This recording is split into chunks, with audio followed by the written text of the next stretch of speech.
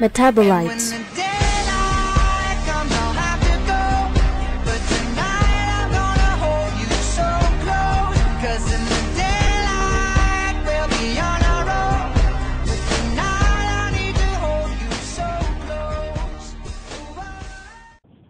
Plants produce a variety of compounds that can be divided into primary metabolites and secondary metabolites.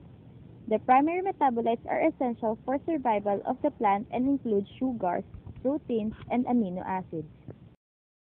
The secondary metabolites were once believed to be waste products. They are not essential to plant survival, but the plants suffer without them.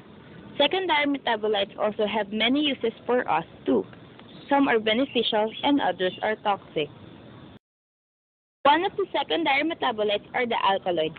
Alkaloids are said to be abundant in the bark, stem, leaves, and seeds, which is primarily composed of nitrogen and widely used in medicine. An example of a tree that contains alkaloid is the Samania saman, or in local term is the acacia tree, which is usually seen along roads and trails in fallow and rice paddies. It is also known for the treatment of diarrhea.